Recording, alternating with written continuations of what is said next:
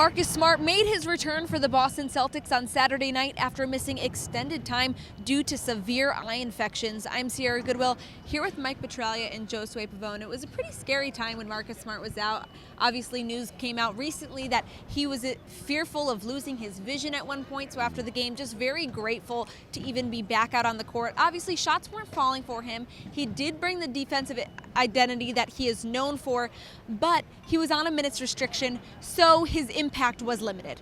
Well, and I think, the fact that he went 2 for 9 from the field in 23 minutes of action is really not the story. The story is, first of all, the appreciation that he got from the fans about 6 minutes into the first quarter when he came off the bench for the first time.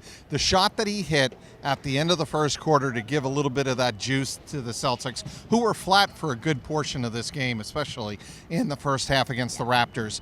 And like you said, bringing the defensive energy that he is known for and also getting back into a rhythm with his teammates. That, to me, that's the most significant takeaway from this one. Yeah, for sure. And you talk about someone like Marcus Smart, that's leadership.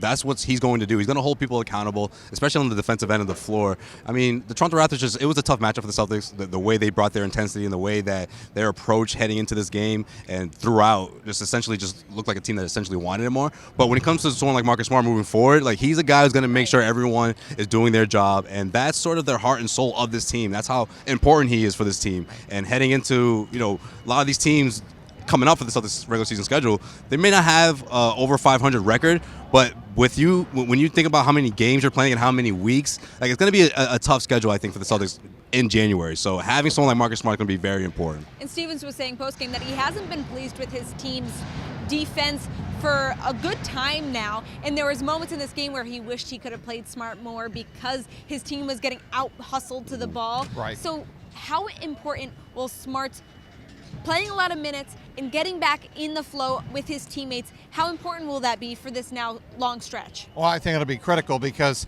like you said, the Celtics showed a lot of lapses on defense, defensive technique, fundamentals.